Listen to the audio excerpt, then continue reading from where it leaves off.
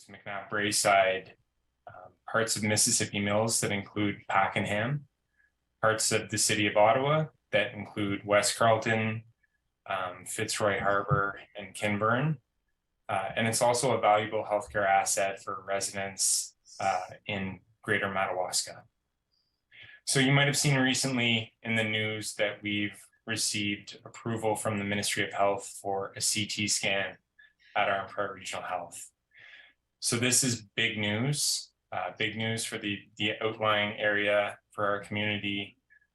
Just to break it down, a CT scan, what it is, it involves X-ray images taken from all different angles of your body. It uses computer processing to create kind of cross-sectional images or slices of the bones, blood vessels, and soft tissues that are inside your body. So currently, if you come into Arm Prairie Regional Health, whether that's through the emergency department, visiting your family doctor, that doctor can currently order an X-ray or an ultrasound. And these are still very accurate tests. But if they need something that's a little bit more precise and detailed, what they need to do is order a CT scan and refer the patient out of our community to Renfrew Victoria Hospital or Queensway Carleton Hospital.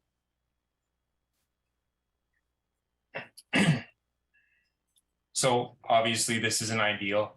You know, it takes the patient out of the community that they're familiar with, and it involves delays of diagnosis and ultimately delays in treatment.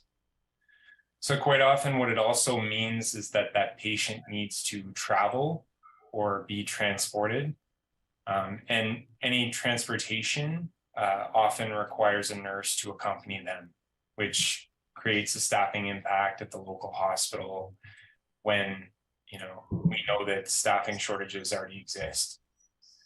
So currently, we know that approximately 3,000 people are referred out of our community for a CT scan. This includes and creates stress and expenses from that travel, which will ultimately be eliminated if we have a CT scan at Arm Prairie Regional Health. So what does this mean for Greater Madawaska? So using an average of the last 4 years, we know that there's approximately, or there has been 458 visits by Greater Madawaska residents to either the emergency department, cardiology, physiotherapy, inpatient or outpatient services, day surgery, or the diagnostic imaging department.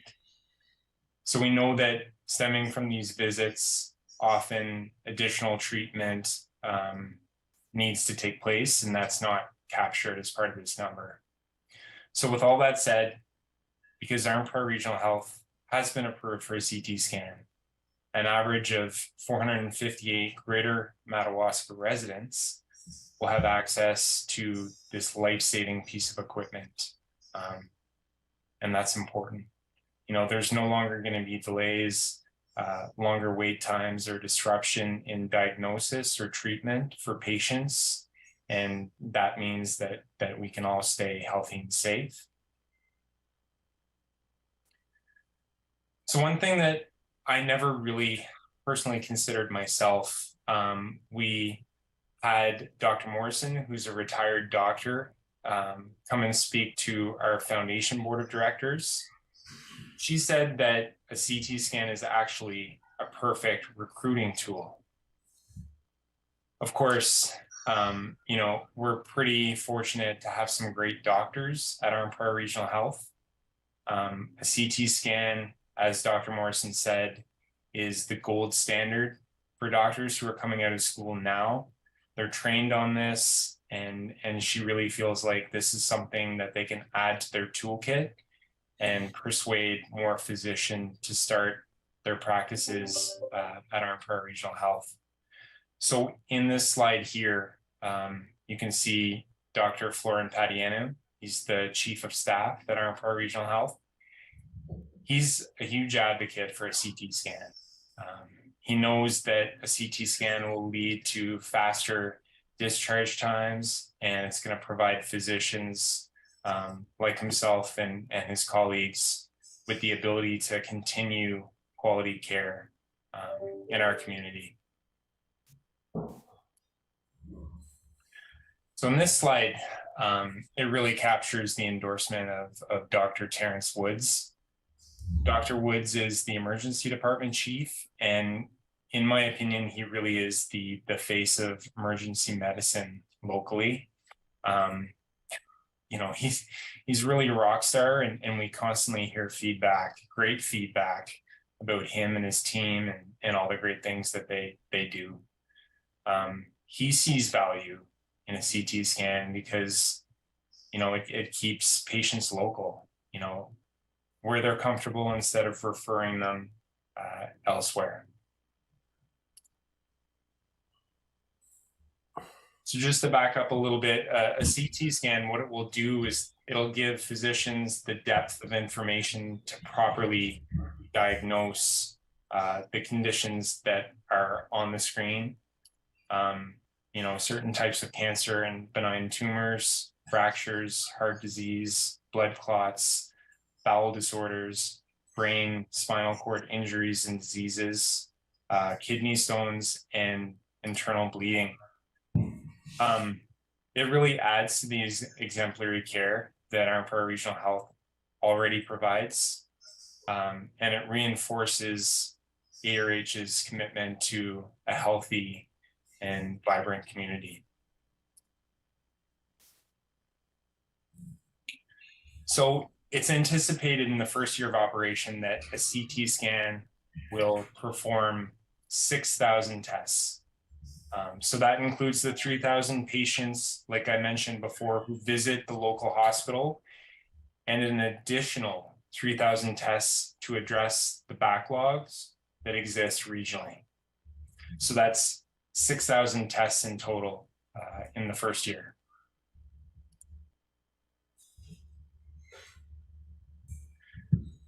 So when's the CT scan coming? So the planning process is understandably well underway. You know, we anticipate that the CT scan will diagnose the first patient by February of 2025. The CT scan is going to be located in an existing space in the diagnostic department. So no infrastructure is going to have to be built, just the renovation of the space that currently exists. So what our foundation did is we used this timeline to launch a $1.8 million campaign to fully fund the project with the help of partners and local businesses and community. So we know that Greater Madawaska Township, your staff, council have been extremely supportive for many years. So we wanted to kind of respect your goal to advance your township and its residents by coming to you and including you in a meaningful way. So we're currently, as a foundation, we're currently in the quiet phase of this campaign, and that began December 1st of 2022. It's a 2-year campaign. We've had quiet conversations with some partners, and they're, you know, in my opinion, there's really been a consensus that everybody is really excited. You know, we're excited to add a CT scan at our hospital. We know that Arnprior Regional Health, our foundation, and the Township of Greater Madawaska share a similar mission. And I took this from the website. We're all looking to provide an inclusive, engaged, healthy, I added that, and safe community for all residents, businesses, and visitors. So if it's appropriate, I'd like to respectfully invite the Township of Greater Madawaska to join in the success of this campaign and invest $10,000 over a 2-year period. Thank you again. I really appreciate the opportunity to share some news that's relevant to council, to residents. Please, if you have any questions, comments, feedback.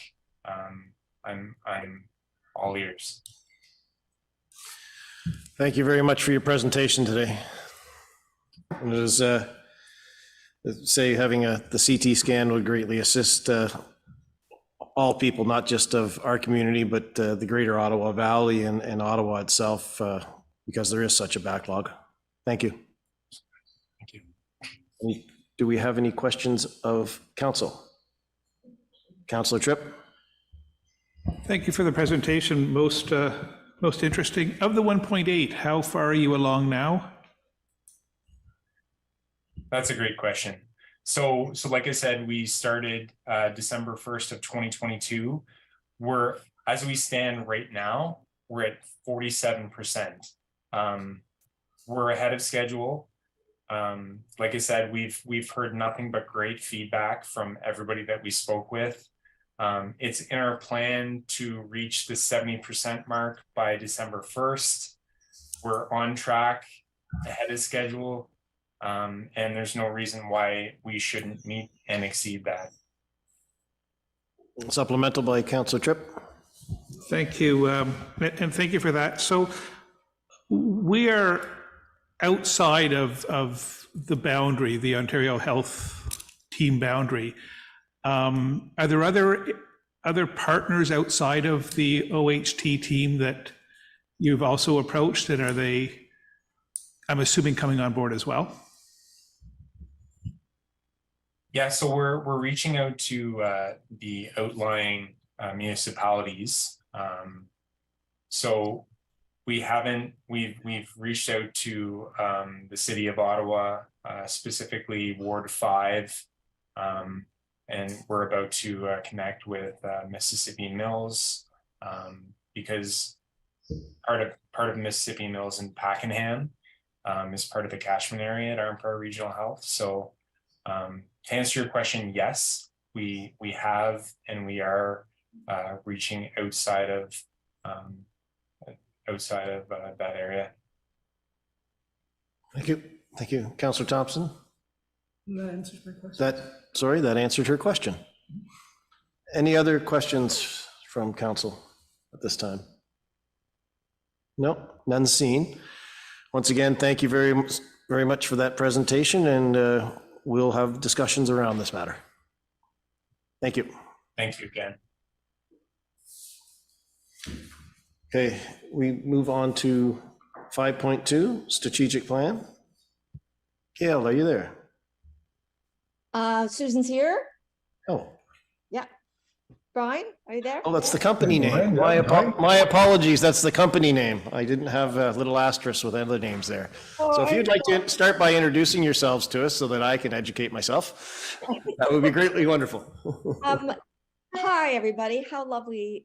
First of all, thanks for this opportunity to work with you. So far, we've had some great discussions with Renee, and we're looking forward to working with the township, and looking forward to meeting all of you in person at some point. I'm Susan Gessner. I've been doing strategic planning for as long as my gray hair has shown up, pretty much. Working with regional, provincial, national organizations. And the focus of my work up until about 10 years ago was almost exclusively environmental work, environment and recreation, but we're kind of branching out a little bit. I noted something really interesting. Brian and I had a little chat before we had an opportunity to do this presentation. And I'm currently sitting in my other little cabin in Cape Breton, Nova Scotia.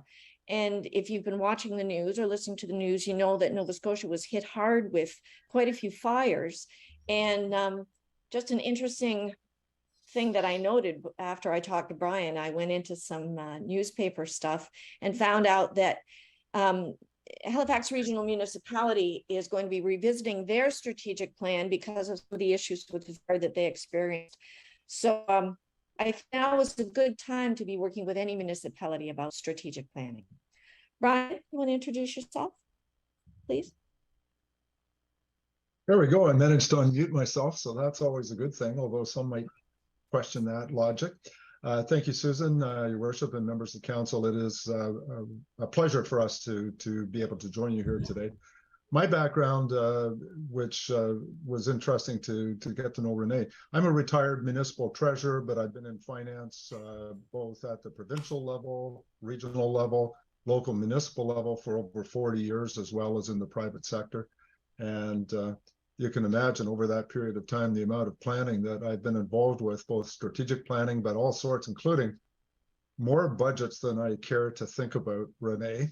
So, and each one of those is in essence a mini strategic plan to some degree or another. So it's a pleasure to be here. We, Susan and I both really enjoy doing this, and appreciate the opportunity to work with smaller municipalities in particular. We enjoy getting to know the municipality and customizing what we do very much for that individual municipality. Thanks, Susan. I'll turn it back to you. Okay, and then I'll ask you if you can share your screen with the slide deck, Brian, if that's easy. And as you all do know, what we are here to do today is simply tell you what we're going to do and what we've already started doing. I think that's an important way to launch our project. So thank you very much. And if you move on then, Brian, to the next one. We know that you may or may not have a strong understanding of what a strategic plan for a municipality is. So I'm going to just take a moment and just reiterate our perspective as a strategic plan. It's a vision. It's very much a vision for the future. Where should we be? Where should Madawaska be? What direction should you be going in? It's not a quick and dirty plan. It's not a tactical plan. It's not a business plan. It is a visionary plan, 4 to 20-year horizon that allows you to look forward and see where you want to go. It includes that future vision. It includes a mission, and it includes your values, what is important to Greater Madawaska, and very specific goals that you set. It will include a plan for achieving those goals by setting very clear, articulate objectives. And there will also be tactics for meeting that objectives. Brian and I will not be doing all of those, but we'll certainly be helping move you towards that. And what you end up with at the end of our work and the work of your council and your staff will be this collaborative roadmap for the future. Collaborative because the way that we work is to include and engage council members directly, staff members directly, stakeholders, community leaders, rights holders, so that everybody is part of creating this roadmap and has a voice of that roadmap for the future. And then the next one, Ryan. Susan, sorry to interrupt. I didn't want to interrupt you while you're on the flow. Could you just take the notes, or possibly take the notes side off, so it actually increases the size of the actual presentation for us? That's up to you, Brian. Plus, you're not distracted getting excited about what the next slide might be. Yeah, but I can't. I have Arctic highlights as well. I don't call it gray, so my eyes need some help too. This may be easier said than done because I see Brian. Yeah, or just hit full screen possibly, or. There's an X at the bottom of the right-hand panel. Just going to. Sorry, I'm just having a bit of a challenge here, so just bear with me. And there should be a full screen. Unintuitive symbols. Let's just have a look here. Help. Screen. No. Yeah, sorry. I'll.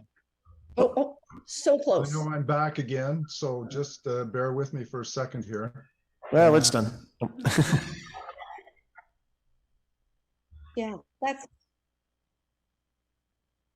Yes.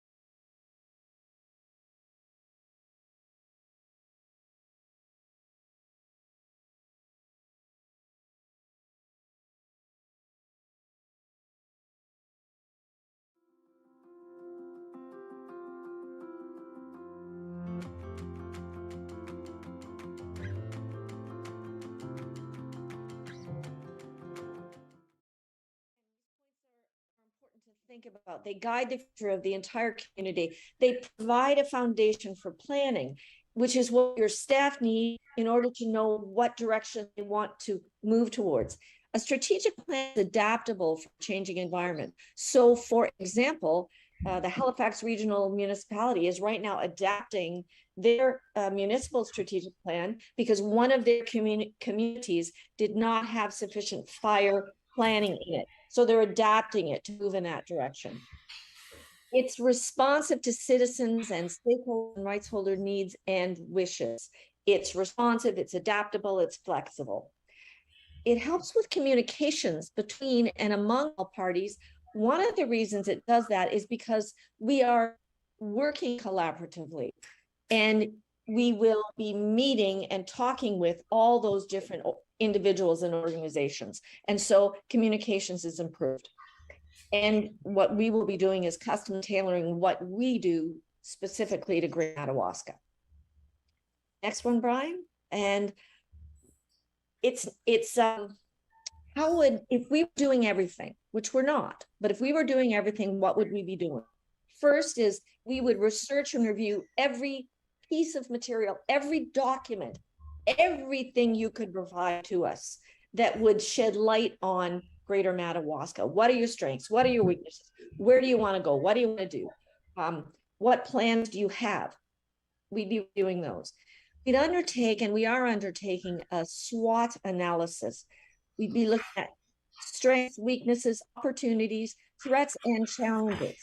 We're going to be sitting down with select staff members and council to ask those questions. We're going to engage and ask similar questions to stakeholders and rights holders and anybody else that you really believe we need to hear. Because the more people we hear, the more layers we can form in that strategic plan. Then we're going to pile it all together, analyze it, and craft it into a situation analysis. We will then craft with you, with council, because the strategic plan is council's, your vision and your mission, and we'll talk and clarify what your values are. You will then take it from there and look at goals, objectives, and strategies, which will up the ante on your strategic plan and complete it. And then you'll be monitoring and revising when and as necessary. And as I mentioned, it's adaptable, it's flexible, it's designed to be like that. So it shall be fairly straightforward and simple to do that. Over to you, Brian.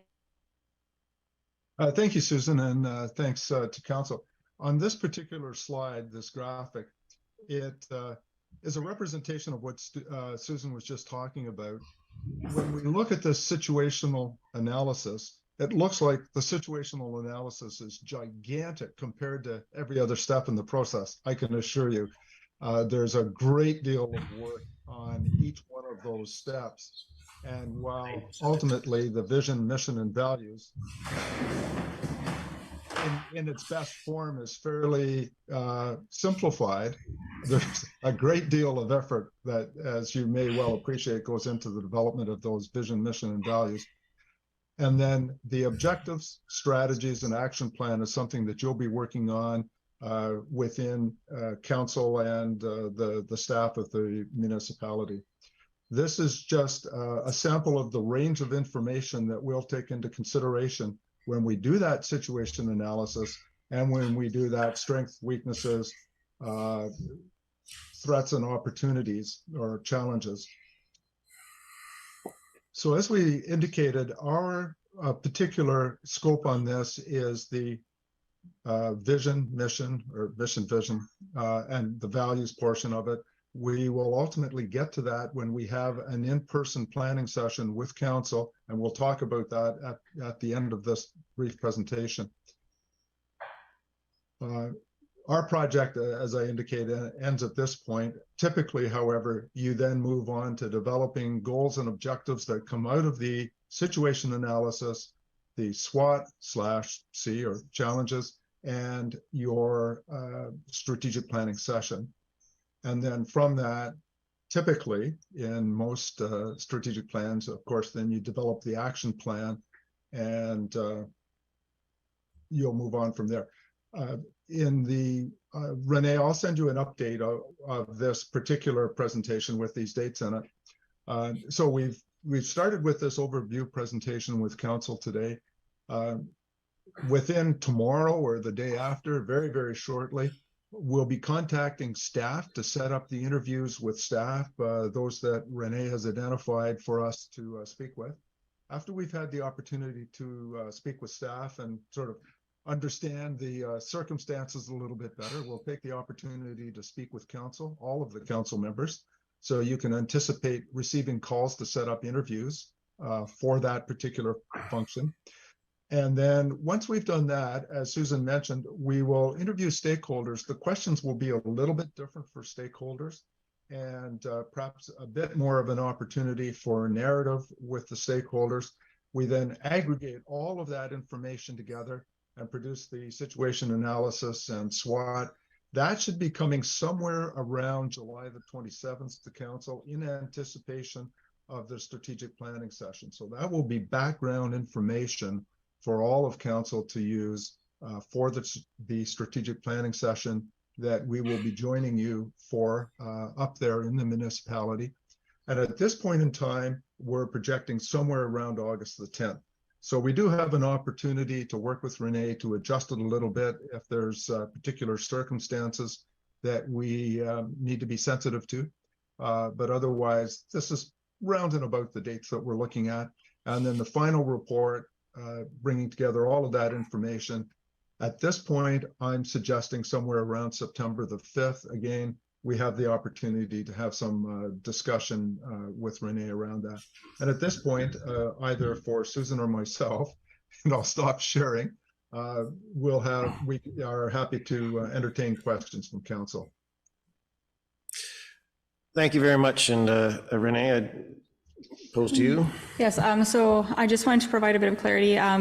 What Brian and Susan are presenting as council approved back at the May meeting for the strategic plan is they're leading us through the facilitation point or process. This is why they have highlighted these sections that they would not be doing, but we would still be doing internally. So the developing the goals and going through the action plan and doing those steps will be completed. They're highlighting these are the steps for process. Mostly for them, they're facilitating the consultation and providing us a report to be able to move with that. Thank you. Any questions from council? Councillor Tripp. Thank you for the presentation, very helpful. As part of this situation analysis, are you going to be doing a PEST, any work on the PEST, political, economic, social, technological elements to us, or will that fall to our side? Thank you. A pestle, any of those. Well, we're not going to be doing a standard PEST, Councillor Tripp, but we will be including questions and queries and research into all economic, social, transportation, all the components of a pestle. Yes. Thank you. Any other questions from council at this time? None seen. Susan and Ryan, I'd like to thank you very much for your presentation today. And I hope you have enjoyed good weather out in Cape Breton. Don't eat too many lobsters, please. That's just rubbing it in. I won't, I promise. No worries. Okay. Thank you very much for your presentation today and taking time out of your day to speak to us. Thank you. Thank you. Thank you. Have a good meeting. Cheers. We will now move on to section 6, Public Works, 6.1, tender for tenders 10-2023, winter sand. And the resolution is 147-23. Steve, would you like to speak to this? You just need your mic on. So every year, the Public Works Department puts out a winter sand tender. So this year, staff opened the tender and we had 3 tenders. Town and Country Farming for the Madawaska sand shed came in at 17,113, and the Calabogie sand shed was 64,297. RJ Sell and Son came in at 18,000 for the Madawaska sand shed and put no bid in for the Calabogie. BR Fulton came in at 28,928 for Madawaska and 108,480 for Calabogie. After staff evaluated the tenders, we recommend that winter sand tender be given to Town and Country Farming for $81,410.85, HSD included. Thank you. Do we have any, I've lost my train of thought here. Do we have any questions from council? Do you have the resolution there? The council award tender 10-2023 winter sand to Town and Country Farming for $81,410.85, HSD included. Do we have a mover? Councillor Thompson, seconder.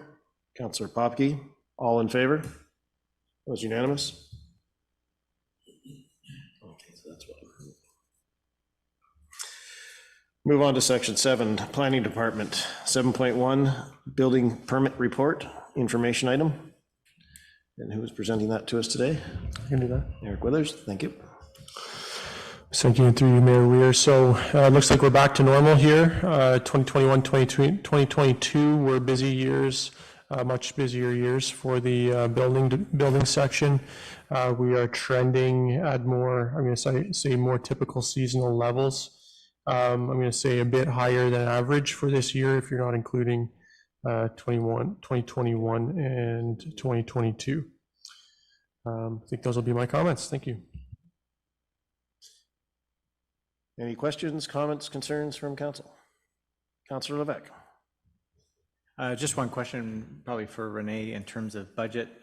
What's our budget dependency on building permit revenue? So if it fluctuates year over year, which it obviously would, particularly last year was a big influx. Now it's gone back to, Eric said, as normal levels. How do we allocate the money from specific building permits? Like, where do we put that money, or how do we allocate it? As in revenues? Yeah. So to date, we have not had a surplus. This is why we're doing a fees review. So we have not had a surplus. So the expense side, it would be a net deficit to the building department, which would be within the budget, observed within the budget. Yeah, so I guess the question is, in terms of our dependency on that revenue, like, do we have a minimum dependency annually? Yes, as in how the budget is created. Yeah. Yes. So we normally, yes, it's formed as part of the budget. We have a dependency on the revenue. We don't necessarily have a dependency on the higher revenue that was had. But yes. Any other questions, concerns, or comments from council? Thank you for the informational update. Thank you. We now move on to 7.2, bylaw 35-2023, zoning bylaw amendment 2306.2.02, J. LaCourse Carpentry and Sons, Inc. I'll ask you to read the resolution 14823, please. That council approved bylaw 35-2023 being a bylaw to amend zoning bylaw number 22-2003 as amended, to rezone part of the lands located in part of Lot 9, Concession 3, Geographic Township of Griffith, from rural RU to highway commercial, to reflect the use of the lands being added to.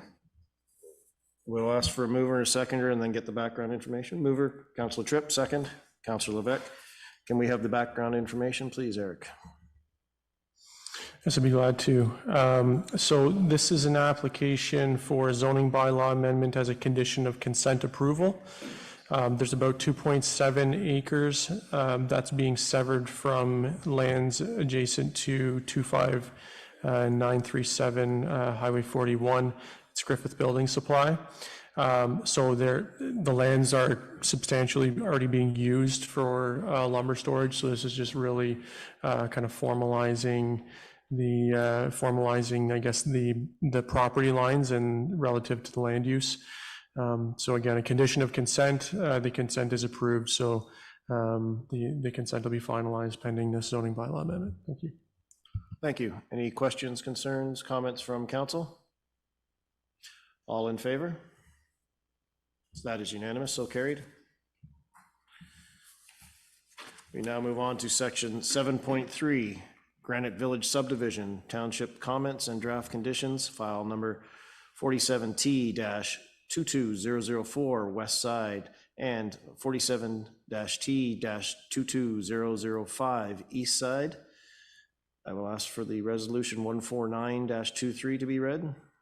That council directs staff to forward township comments to the County of Renfrew, including the attached draft conditions for consideration in its decision on the draft plan of subdivision applications having file number 47T-22004 Granite Village West Side and 47T-22005 Granite Village East Side with respect to lands located on Norton Road having roll number 4706-006-010-26200 and being described as Part Lot 22, Concession 12, Geographic Township of Bagot.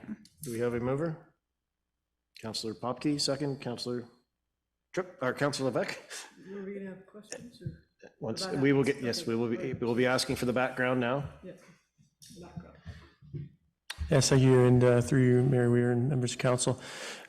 So this is kind of the final step of the process for the draft plan application in terms of the township's involvement. So we will be forwarding our comments along with our recommended draft conditions to the county, who will then consider our comments along with the other agency comments and conditions in issuing or not issuing, as the case may be, draft approval with respect to these two draft plans of subdivision. So we did hold a public meeting with respect to this application earlier in the year. Council will be aware that the proposal is it's two subdivisions, but in effect it's kind of one. It's just on either side of Norton Road. The west side of Norton Road is application 44T-22004. It's got a total of 15 lots for single detached dwellings, a block for stormwater management and road allowances. On the east side is a total of 37 lots for single detached dwellings, two blocks for wetlands, and 3 blocks for stormwater management and road allowances, labeled Road A and Road B. The draft plans are attached as Appendix A to the report.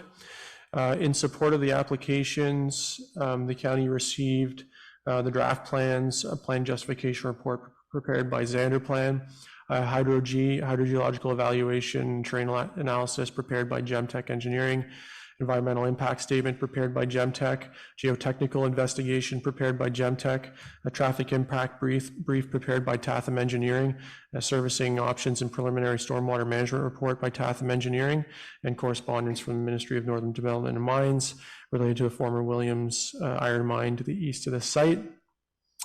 The site itself is about 44 hectares or 109 acres in area if you include Norton Road. It's got about 2,100 feet of frontage on both sides. It's currently undeveloped. It's primarily forested. It's got wetland bedrock outcroppings in various locations. It's about 1.3 K from the intersection of Norton Road and Calabogie Road.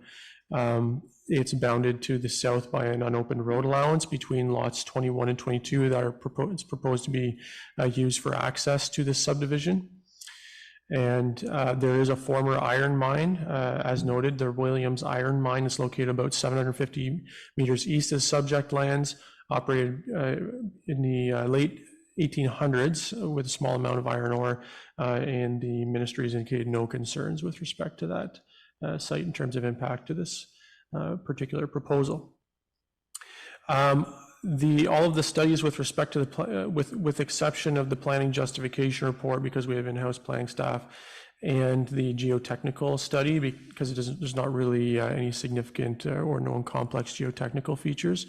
All the rest of the studies, however, were peer reviewed, including the environmental impact statement, traffic impact brief, servicing options study, and the EIS and the Hydro-G. With respect to the Hydro-G, the peer reviewer is generally satisfied and has no further comments. The environmental impact statement, there are outstanding comments, and a revised EIS was submitted. by the applicant around the time that I was preparing this report. So that'll be submitted to the peer reviewer, and we'll require concurrence in a revised report before peer review or before draft approval is issued. Again, the geotech, we have no concerns with respect to it. Again, it's primarily a bedrock area. We're not expecting any significant geotechnical issues. There were recommendations in the geotechnical report with respect to bedrock excavation, groundwater pumping, fill placement, footing design, all the things you would expect to see in a geotech report.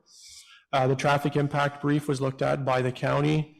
It was noted that no warrants were met for any improvements to the intersection of Norton Road and Calabogie Road, both of which are county roads. Then the county accepts those findings. There is a note that there is a recommendation for an expanded 60-kilometer-an-hour zone to the north of the site. The county is agreeable to that, and it will have to go through. You'll have to go through committee at the county level in order to implement that. With respect to the servicing options and preliminary stormwater management report, the peer review completed by Engage, and there are no outstanding comments for draft approval purposes. There will, of course, be detailed design. So at this stage, they essentially identify that it is a serviceable site and that stormwater can be accommodated, and then the details with respect to storm ponds, outlets, grading, et cetera, are done as part of detailed design, as part of the draft conditions. And I noted the ministry had no concerns with respect to the mine. We are recommending that a number of conditions be provided to the county for consideration in their decision on the application.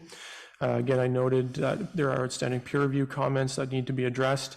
Detailed engineering design will be required to be completed as a condition of draft approval. A subdivision agreement will be required for both subdivisions to the satisfaction of township. The opening and improvement of the unopened road allowance that's proposed to be used for both subdivisions is going to be done at the owner's expense, have to be designed appropriately. The site will be required to be rezoned, and it should include a holding provision that essentially prohibits the issuance of building permits until such times the township satisfied that the appropriate designs have been put in place and reviewed by the township. Everything is good that way. We're also going to request that the wetland areas and the environmental buffer that's being recommended also be included within the zoning. Notably, the hydrogeological evaluation stipulated that there doesn't appear to be any evidence currently that the bedrock aquifer can support dwellings any larger than 3 bedrooms in size. So the zoning is going to be required to restrict development of the lots to dwellings no larger than 3 bedrooms, and no secondary dwelling units would be permitted. If this were to be looked at again in the future on a site-specific basis, a future hydrogeological evaluation would need to be submitted. That includes the entire subdivision and demonstrates that the aquifers is capable of accommodating the new development. And of course, development charges cash in lieu of parkland at 5% of appraised value in accordance with the Planning Act, building permit fees, legal fees, engineering review fees. There are a number of financial obligations that apply with respect to the proposal. With respect to consultation, there was again a public meeting on February 9th. There were a number of comments with respect to development charges, affordable housing, groundwater impacts to adjacent wells, fish sanctuary impacts at the end of Constant Creek, the condition of Norton Road and wetland impacts. I did address those comments in turn within the staff report. Development charges do apply. Affordable housing is not specifically being proposed, so its supply will definitely help with that. Groundwater impacts, again, assessed not to be a concern within the hydrogeological evaluation, provided that dwellings are no larger than 3 bedrooms. The preliminary stormwater management study did indicate that they are going to be implementing enhanced stormwater treatment and that there will not be any negative impacts to any downstream receivers. So that would include Constant Creek. With respect to the condition of Norton road maintenance is not pertinent to this application. And wetland impacts, again, that's being evaluated by the EIS, including species at risk that are potential to be impacted, and the MECP is going to be required to sign off on this. So all that said, staff are supportive of this application moving forward to the county for draft approval, subject to those comments. There are draft conditions attached, which are numerous, and I will not go through all of them, just to spare council. If there are any questions, I'd be happy to answer them. Thank you. Thank you. Do we have any questions from council? Councillor Thompson? In the February, in the February meeting, we heard only about one half of the proposed subdivision. There was no public hearing about the west half, as far as I can recall. That hadn't been brought up yet, so I think it might be premature to do this at this time. Yeah, through you, Mayor Weir. So these applications were submitted concurrently. The notice of public meeting, I believe, should have identified both of them. I can certainly double check that. Notice of application and public meeting. It does note 2 plans of subdivision, file numbers 47T22004 and 2120005. West side and east side are noted in the notice itself. My recollection is that they were both dealt with. Certainly we can follow the county on that, but I believe the public meeting was intended to capture both applications. Councillor Thompson, supplemental? As I recall, I asked a question. He said the builder said he had other lands, and we were only looking at the east side at that point. And you sent me, after the meeting, the other proposal.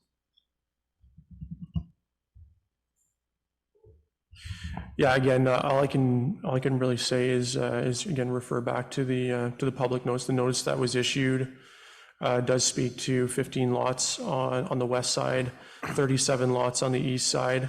The intent definitely in communications that I've had from the developer and from their consultant was that, well, in fact, applications have been made for both sides. So I'm not sure where the misunderstanding is there, but yeah. Is this supplemental to this? Okay, Councillor Tripp, add your supplemental, and I will be too. Thank you. I'm wondering if the confusion is I recognize we discussed both sides in the discussion, but there was a third down the road opportunity that the developer may have been looking at. If this is A and B, C is a long way out, and that may be the point of confusion, that had not been presented, but I do recall both sides of the road being discussed. Thank you. Yeah, and if I could, sorry, just follow up, Mayor Weir, I do have notes from the public meeting here. That Robert, the owner, Ms. Zander, was in attendance, Mr. Clark from Zander Plan. I do have a note here that the application, that both east and west, 15 and 37 lots, 8 hectares and 30 hectares respectively were discussed. Thank you. And I do not need to provide my supplemental because it's the exact same as Councillor Tripp's. Thank you. Any other questions, concerns? Councillor Levesque. Go ahead. Thank you. Just a couple of things. So assuming the conditions that are going to be submitted to the county are all that's going to be included, Eric, what's the process to manage those conditions once either prior to, during, or post construction? Yes, thank you. So all of the conditions are required to be cleared before the subdivision is registered and the lots conveyed. There is the potential that construction is able to proceed before final approval. It typically happens either through an early servicing agreement or if the developer is inclined to enter into a subdivision agreement. Typically, the subdivision agreement happens at the very end and they want to register right away. That said, if they are willing to post the appropriate securities, insurance, their engineering designs are approved and have been peer reviewed and the township is satisfied, there are appropriate inspections being undertaken, they can begin to service the property. And in this case, that would mean essentially constructing the stormwater management works and the roads, along with the overall grading of the lots. So that can be done. They cannot, though, subdivide the lots until all of the conditions are cleared. So the county, at the end of the draft conditions list, there is a note that essentially assigns each of the draft conditions to a particular agency and notes that prior to final approval, the county requires a clearance letter from each of the agencies with respect to their individual conditions. So the township will clear conditions individually, but then will require an ultimate clearance letter that all conditions have been cleared. Thank you. Supplemental? And also, you may not know this, but just a question whether you can anticipate how long it'll take for the county to respond back to once submitted. And just as a point of clarification, for the draft approval application or for final approval. So for this, in order to issue draft approval for this subdivision so that they can begin clearing conditions. So that can happen relatively quickly. So the township is the only outstanding commenter on the proposal. We do need to wrap things up and satisfy the peer reviewer for the environmental impact statement. Once that's done, the county will be in a position to issue draft approval. Thank you. Councillor Thompson? All the way through, it talks about a 30-meter buffer zone. But in the hydrological report, on Schedule 8, it shows a 25-meter buffer zone to the septic. And I'm wondering please help me understand the difference. So typically, peer reviewers and consultants will offer their own buffer zones. It's typically the most restrictive that will prevail. So the traditional ecological protection buffer is 30 meters or 100 feet from water features. So that's what would prevail in this case. And my preference is so that it doesn't get missed by, building inspectors. They're good, but sometimes, if it's not on the zoning, to peel through agreements and draft conditions, I like it being right in the zoning. So to include the environmental protection buffer within the environmental protection zone specifically. Supplemental, Councillor Thompson? Thank you. If you look at the map with the 25-meter setback, if you increase it to the more restrictive 30-meter, you're going to be crossing septic beds. I don't see how it can fit both on a few lots, not all of them. Sorry, what page on the document are you on? Is there... It's the first appendix with all the maps. The appendix in the page number. Okay. It's Schedule 8 in the actual report. And thank you for sending me all of that. Yeah.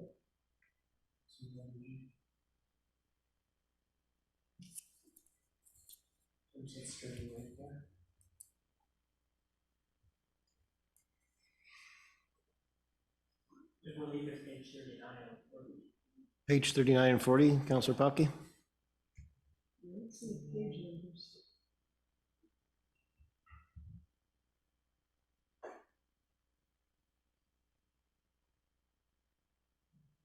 It's the second last one before Appendix B starts.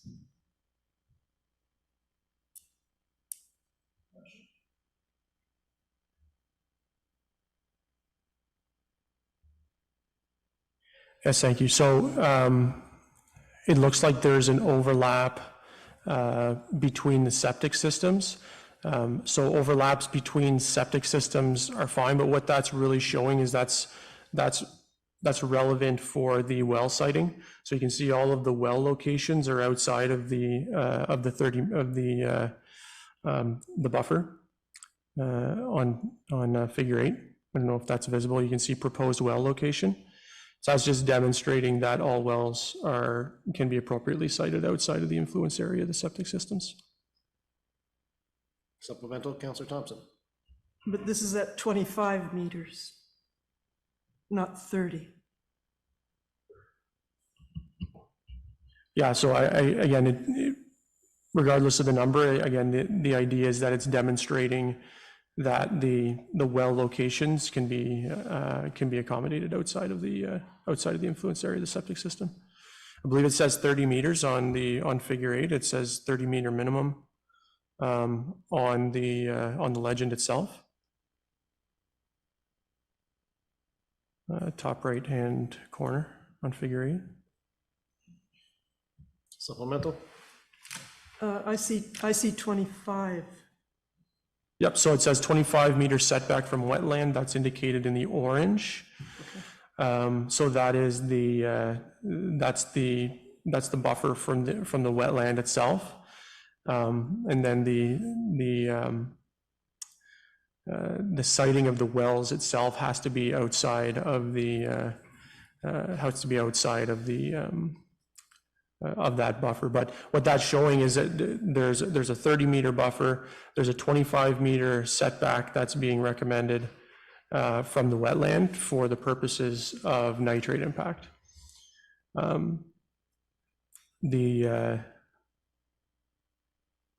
Yeah, so I think that hopefully that answers the question.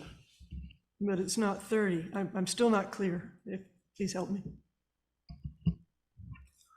Yeah, so the recommendation that's being provided in the hydrogeological evaluation is 25 meter setback from the wetland. And it shows us a 30 meter separation distance, and it's showing that the septic systems are outside of the setback from the wetland as provided for in their report. And the wells are outside of the 30 meter setback that's required for the wells. Supplemental, Councillor Thompson? I'm still not clear. Is it supposed to be 25 or 30 setback meters? Yeah, so the setback is, as shown here, it's 25 meters. If it's something, we can certainly mention it to the consultant that produced the EIS and see if this does conflict with their findings. But again, there's been no indication of any concern by the peer reviewer, but we can certainly bring that up with them. Yeah, no problem. Thank you. Do we have any more questions, concerns from council at this time?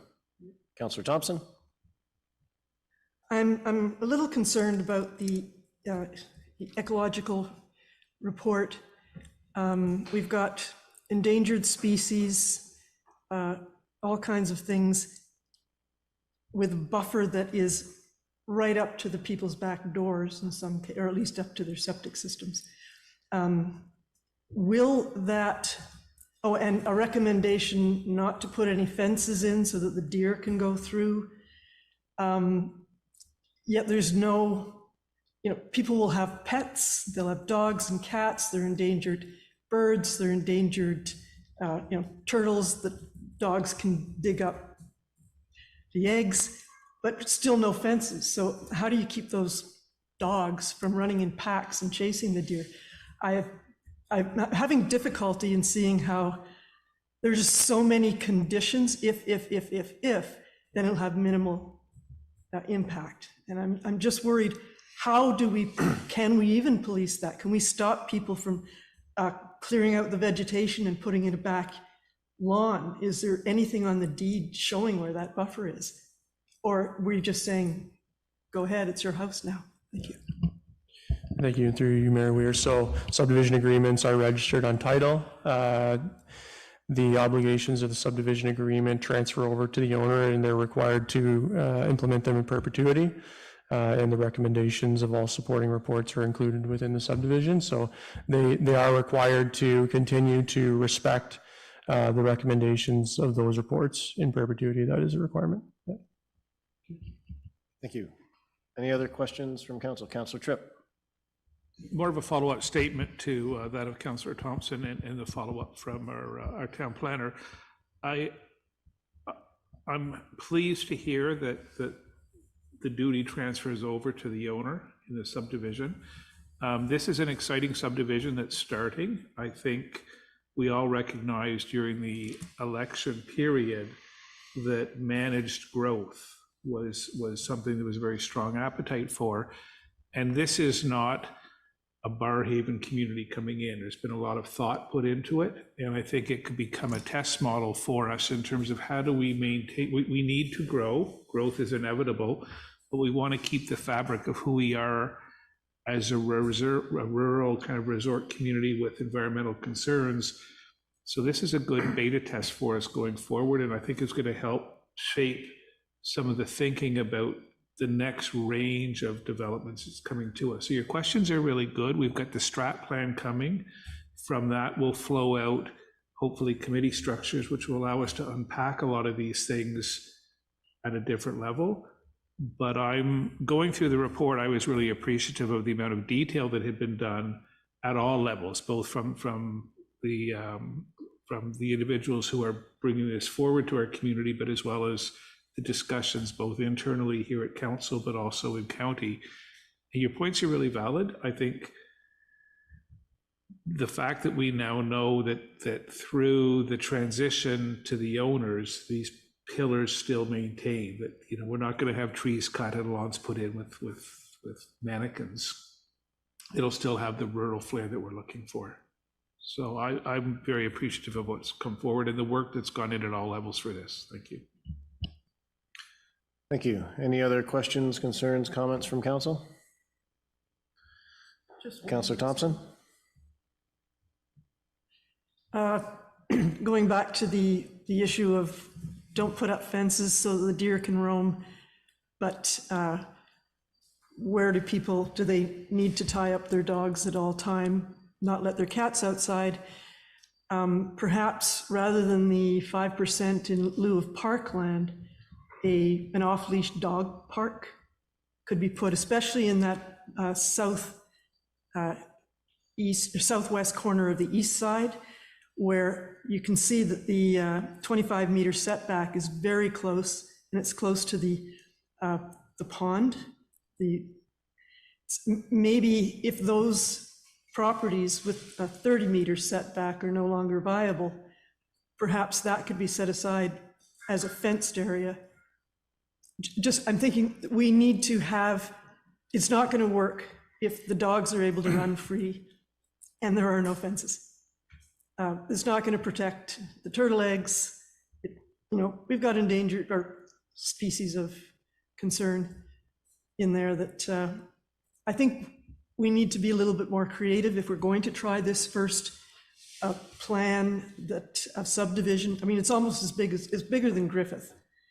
Do we need some mixed usage? So if someone wanted to put a shop in the corner, think of it as a village.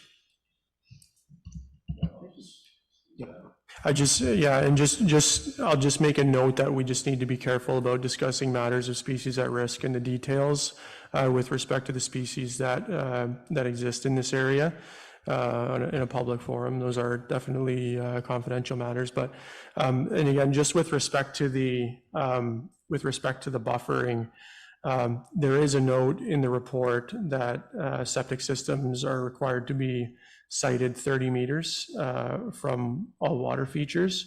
I do note that, again, in reference to figure 8, that all of the yellow septic system setbacks do appear to not encroach within any of the water features. So I don't anticipate that there are going to be any issues with respect to the buffering issue we were just discussing. But certainly, the main, and I understand with respect to pets, the main consideration when we're talking about the development of a subdivision is the impact of the development itself and how that's to be mitigated. So we do have a few road crossings of the wetland, and that's the main concern, is how do we mitigate that? How do we provide for safe passage of the species and to ensure connectivity of their habitat? So that's the main consideration. I'm going to say it's going to be difficult to deal with the dog thing. It might be, it might be something to look into in terms of, I don't know if there's an animal control bylaw. I don't want to make promises that I can't keep, but it is one of those things that We look at when we talk about physical development, the impacts of the physical development. We don't typically look at pets, unfortunately. Thank you. Any other council trip? Thank you. My final point, and it's just on the dog park. And I recognize it's not part of the formal planning process, but it's an opportunity just to voice it at this table. And by no means an obligation or requirement or a condition, but there is an interest that I'm hearing in the community for a dog park, similar to that they have in Renfrew at the Madawaska Center. It's very simple, small piece of land fenced in. It's self-maintained. There's no cost to the ratepayers. I think their Lions Club is involved in it somehow, but it's self-policed. But if we're going to have that kind of density in one area, it's not a requirement, but just throwing it out for consideration, either in this particular application or activity, or in others that come before the community. Just something to have in the forefront of mind, not a condition, not a requirement, but there certainly is an interest for people to have a place where they can unleash and let the dogs run and become social. It's in the Renfrew situation, it's an opportunity for people to meet, but it also helps with containing the reality of primarily dogs. But I'll just leave it just for thought to have on the floor. Thank you. Planner Withers. Just to the point of the parkland, we have received and will receive from this development quite a bit of funds in terms of cash in lieu of parkland. So that might be an option. Look at deploying some of that capital at the pleasure of council. Thank you. Any other questions, concerns, or comments at this time? I do. Councillor Thompson. Sorry to be tedious, No but worries. this is important to do right. You know, it's their first one, biggest subdivision I think that's ever happened in this township, and we have to do it right. There is mention of pathways, that it's a walkable neighborhood because of pathways that are going to connect it to outside trails. I see no evidence of any plan for pathways, nor do I know where those connecting trails might be, if they do exist, and if they're on private land, or what's surrounding that land. What are these pathways going to connect to? Thank you.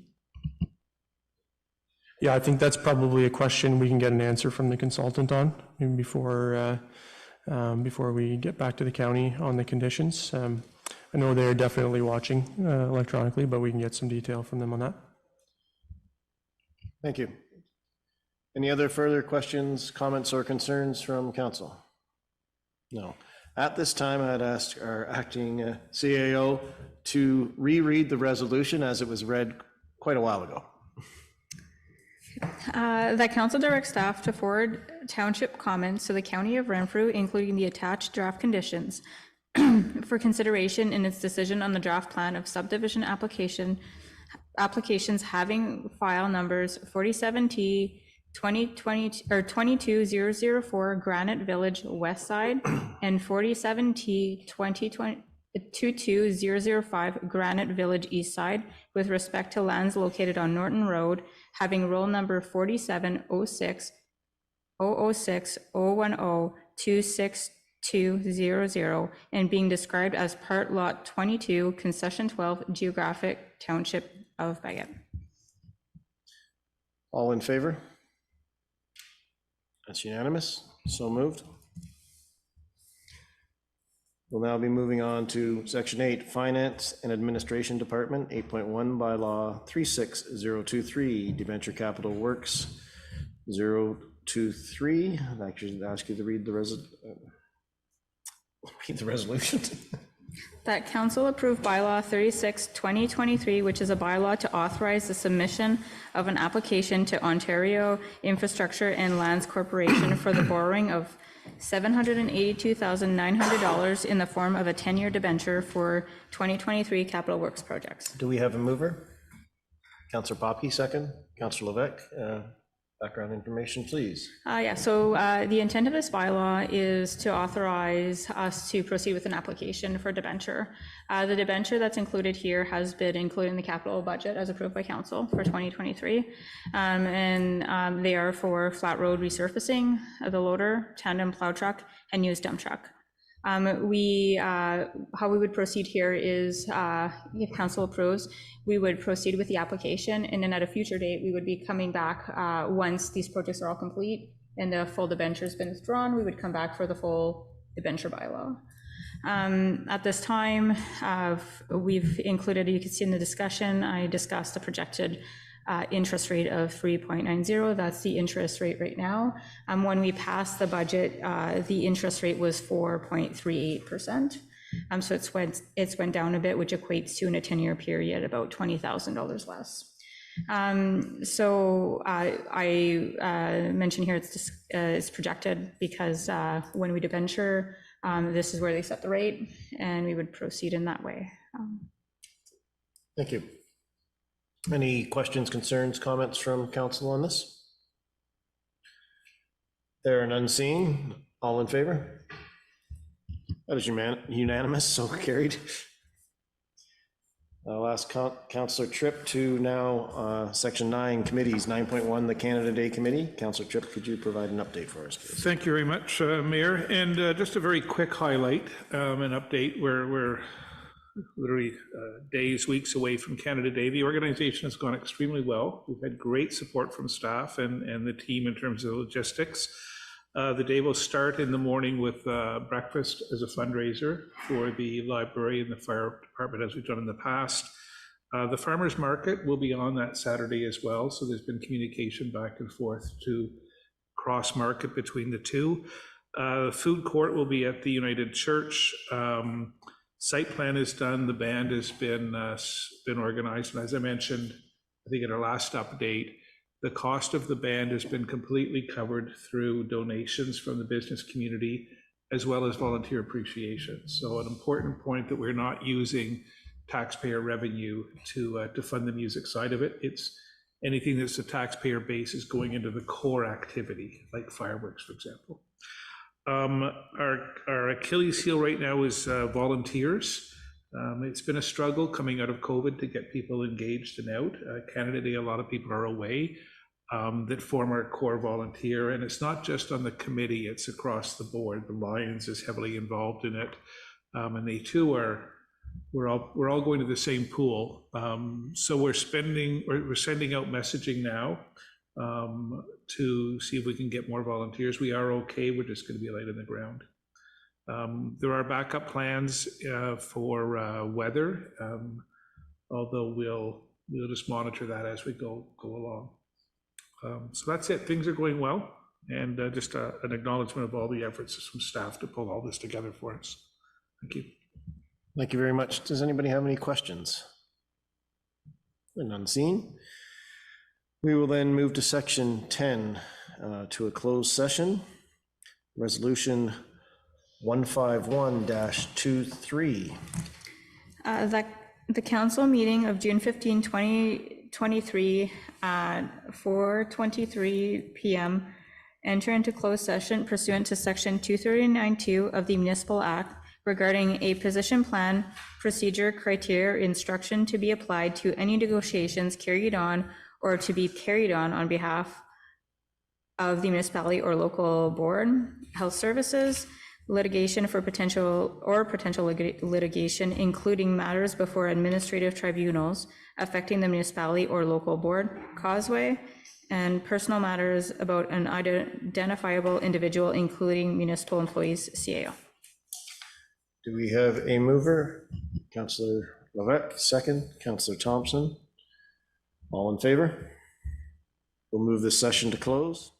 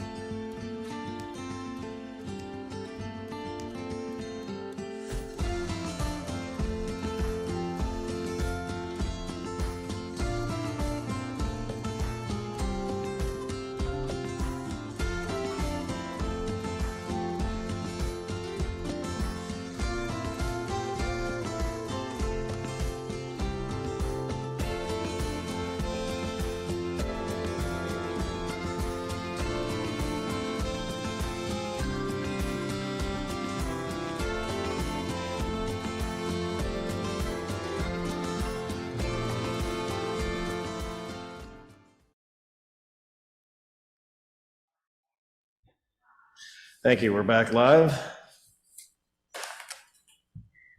That the council meeting of June 15, 2023 move back into open session at 4 p.m. Do we have a mover to move back into open? Councilor Tripp, second by Councilor Popke. All in favor? We are back in open. So this is a motion to proceed beyond 6 p.m. so that council approves the regular council meeting of June 15th, 2023 extend past 6 p.m. We have a mover. Councilor Popke, second. Councilor Levesque, all in favor? Thank you. You can take us back into close now again. That the council meeting of June 15, 2023 at 5:34 p.m. enter into closed session pursuant to section 239(2) of the Municipal Act regarding a position plan procedure, criteria, or instruction to be applied to any negotiations carried on or to be carried on by or on behalf of the municipality or local board, health services, litigation or potential litigation, including matters before administrative tribunals affecting the municipality or local board, causeway, personal matters about an identifiable individual, including municipal employee, CAO. Do we have a mover? Councilor Levesque, second by Councilor Thompson. All in favor to move back into close? So carried.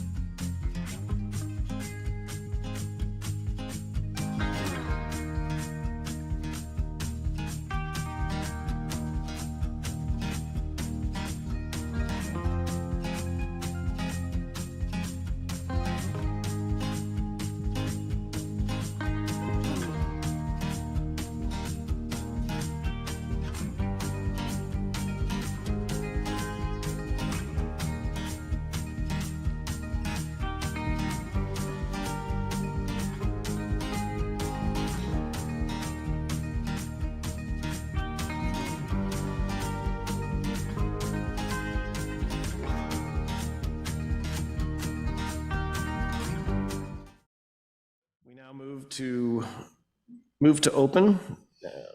That the council meeting of June 15, 2023 move back into open session at 6:21 PM. Do we have a mover? Counselor Thompson, second. Counselor Popke, all in favor to move into open? Okay. Rise and report resolution 153-23. If you could read that. That council instructs the following as a result of the closed meeting. Meeting items, a position, plan, procedure, criteria, or instruction to be applied to any negotiations carried on or to be carried on by or on behalf of the municipality or local board. Health services, proceed as directed and close. Litigation for potential litigation, including matters before administrative tribunals affecting the municipality or local board, received as information item. Personal matters about an identifiable individual, including municipal employees, CAO, received as information item. Thank you. Do we have a mover? Counselor Thompson, second. Counselor Tripp, all in favor? So carried. Bylaw. We have section 12.1 bylaw approval resolution number 154-23.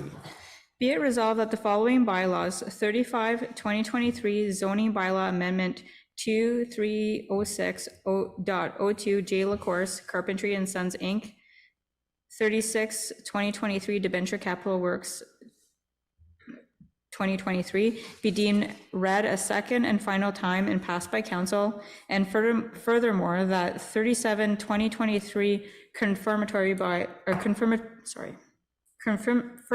be deemed read a first and second and final time and passed by council at the regular council meeting held June 15, 2023. All in favor?